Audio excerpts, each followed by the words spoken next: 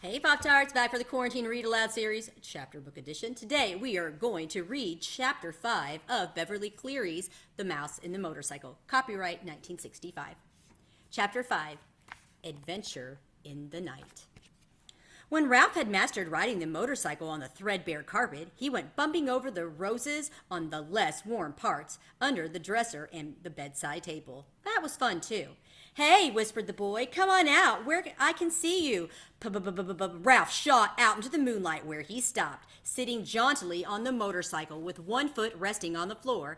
"Say," he said, "how about letting me take her out in the hall? You know, just for a little spin to see how fast she'll go." "Promise you'll bring it back?" asked Keith. "Scout's honor." "Scout's honor," answered Ralph, who had picked up many expressions from children who had stayed in 215. "Okay, I'll tell you what," said Keith. "You can use it at night, and I'll use it in the daytime. I'll leave the door open an inch so you can get in. That way you can ride it up and down the hall at night." "Can I really?"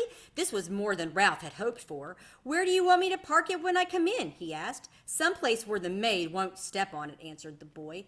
"That's easy. Under the bed. She practically never cleans under the bed."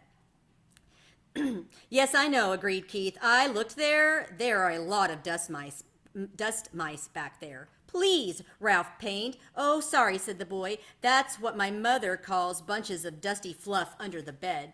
"My mother doesn't," said Ralph. "Now, how about opening the door?" The boy put his hand on the doorknob. "You won't let anything happen to my motorcycle, will you?" he asked. "You know I wouldn't let anything happen to a beauty like this," said Ralph. "See that you don't, and don't stay out too late." The boy opened the door and permitted Ralph to put out into the dim light of the hall. Ralph had a scary feeling he was on the threshold of adventure.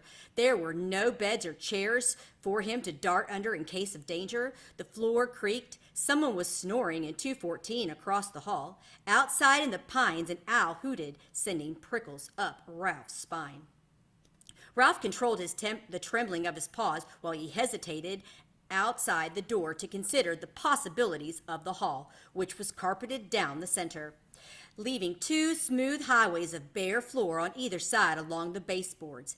It did not take Ralph long to decide what to do. He picked up his tail, took a deep breath, bent low over the handlebars, flattened his ears, and sped down the straightway as fast as the motorcycle would go. He could feel his whiskers swept back by the force of his speed. It was glorious! But Ralph had never ventured so far from home before. The old wooden hotel, cooling in the night air, snapped and creaked, but Ralph was brave. He was riding a motorcycle. He passed room 213, ran out of breath, let momentum carry him past another noisy snorer in room 211. On down the hall toward the elevator, the mysterious elevator that carried people to that wonderful place Ralph had heard so much about. Ground floor. When Ralph came to the stairs, he stopped to look down, knowing it was impossible to ride a motorcycle downstairs, and at the same time wishing he could see for himself the wonders that lay below. He sniffed the air, and it seemed to him that he could smell the strange foods he had heard about: cinnamon buns with sticky frosting, turkey stuffing, and pancakes with maple syrup. A ray of moonlight from a window glinted on the glassy eye of the mounted deer's head over the stair landing and startled Ralph, sending him off down the hall past the broom closet and the linen room to the end of the hall, where he exalted a sharp turn and started back. Exhilarated by speed, Ralph raced up and down. Once, when he heard some people getting out of the elevator, he had to duck behind the curtain of the window at the end of the hall. Toward midnight, he passed his Aunt Sissy scurrying along the baseboard. He waved and nearly lost control of the motorcycle. Aunt Sissy stopped to stare while Ralph rode on, feeling pleased with himself and at the same time sorry for Aunt Sissy, poor frightened thing with only her feet to carry her from one crumb to the next. Up and down the hall raced Ralph until, after an especially noisy burst of speed outside room 211, he was startled to hear a dog bark inside the room. Now, it was Ralph's turn to be frightened. Oh, he thought, I'd better be careful. If there was one thing Ralph disliked, it was people who traveled with dogs. Dogs always sniffed around where they had no business sniffing. Once a dog had even barked into the mouse hole in room 215. It was days before Ralph's mother got over that. Ralph heard someone moving around inside room 211, and looking back over his shoulder, he saw the door open, and a tousled man in a bathrobe and slippers appeared, carrying a little terrier. The man looked cross and sleepy as he started down the hall toward the elevator with his dog. He was walking straight toward Ralph. Realizing he was taking a chance, Ralph speeded up the motorcycle. If he turned and headed back to room 215, he would have to pass the man. It was better to continue toward the elevator and hope he could find a place to hide. He raced down the hall. The wild barks of the little terrier told Ralph that he had been seen by the dog, if not by the man. "Shut up," muttered the man to his dog. "I'm going to walk you. You don't have to wake up the whole hotel." Ralph reached the elevator, where he drove around behind the ashtray on a stand behind the door. He stopped and waited, tense and frightened.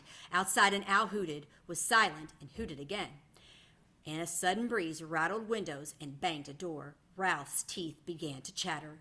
The dog whimpered, but the man walked past Ralph, pushed a button, and in a moment stepped into the elevator. "Whew," Ralph thought when the elevator door had closed on the sleepy man and his noisy dog. Maybe he had better lie low for a while.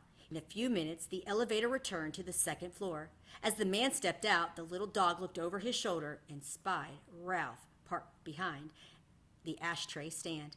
Because the dog was captive and he was free, Ralph could not resist sticking out his tongue and wagging his little paw in his ears, a gesture he had learned from children in room 215, and one he knew was the gesture to arouse anger.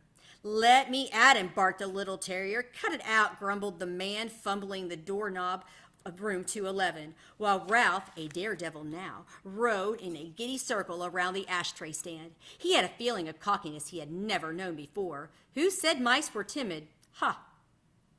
When the morning song of the birds in the pines grew louder than the snores of the guests, and dawn slipped through the window at the end of the hall, Ralph knew it was time to return to room 215, where he was shocked to discover the door shut. Only then did he recall the draft in the night and the slam of the door. He got off the motorcycle and pounded on the door with his fist, but what sleeping boy could hear a mouse beating on a door? Ralph knew from experience that he could flatten himself out and crawl under the door of the room 215, but there was no way he could get the motorcycle through the crack, not even by laying it on its side and pushing. The handlebars were too wide. Ralph dismounted from the motorcycle, sat down, and leaned back against the baseboard, prepared to guard the motorcycle until Keith awoke and discovered the door blown shut. He was tired after a night of such great excitement and full of dreams. Now that he had seen the hall, he could no longer be satisfied with room 215. It was not enough. He longed to see the rest of the world, the dining room and the kitchen and the storeroom and the garbage cans out back. He wanted to see the game room where he had been told grown-ups people played games with cards and balls and paddles. He wanted to go outdoors and brave the owls to hunt for seeds. Ralph, a growing mouse who needed his rest, dozed off against the baseboard beside the motorcycle. After the experiences of this night, he would never be the same mouse again. The next thing Ralph knew, Matt the bellboy was standing over him. "Aren't you out pretty late?" Matt asked, causing Ralph to jump to his feet, even though he was not entirely awake. "You should have been in bed long ago, but I suppose you were out till all hours speeding around on that motorcycle." Ralph had seen Matt many times, but this was the first time the old man had spoken to him. He was astonished to discover they spoke the same language. Even so, Ralph stood in front of the motorcycle. Anyone who tried to take it away from him would have to fight Ralph first.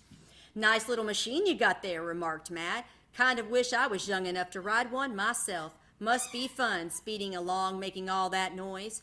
Ralph realized that Matt was a friend. "Say," he began, "how about helping a fellow out?" "Sure," agreed Matt. "What can I do for you?" "Open that door crack, just enough so I can ride through. I promised the boy I would park his motorcycle under his bed." "Good place," said Matt. "The maid never cleans there if she can help it." Very quietly, he turned the knob and opened the door just enough for Ralph to ride through. Ralph bumped over the edge of the carpet, swung out around the wastebasket and the bedside table, and was about to drive under the bed when, "Eee!" Eek! Screamed the boy's mother, who was standing in the doorway between 215 and 216 in her bathrobe with her hair up all in rollers. A mouse! Ralph put on a burst of speed and shot under the bed. Where? Asked the boy's father, coming in from room 216. Under the bed. I'll look, Mom, said the boy, jumping out of bed. Keith's face appeared under the lifted edge of the bedspread where Ralph sat trembling on the motorcycle. The boy held out his hand and beckoned. Ralph understood. He dismounted and ran up the boy's arm inside the sleeve of his pajamas until he came out the crook of his elbow, where he waited, shivering, to see what would happen next. Down at the end of the sleeve, he could see the boy's fingers close around the motorcycle. Then he felt himself being lifted as the boy rose from his hands and knees. It's just my motorcycle, Keith said. Yes, that's it, agreed his mother. The door opened and the mouse rode in. The boy's father began to laugh. You are still dreaming. But I'm positive, insisted the boy's mother, that you saw a mouse on a little red motorcycle, finished the boy's father, and laughed even harder. You make it sound so ridiculous, objected the mother. Well, the father snorted with laughter. Well, perhaps I was dreaming, admitted the mother reluctantly. But I know I saw a mouse, I'm positive, and I'm going to report it to the management. I knew the minute we moved into this spooky old place that it had mice. Now I've done it, said Ralph inside the pajama sleeve. And that's the end of chapter 5. We'll see you back for chapter 6. Have a great day.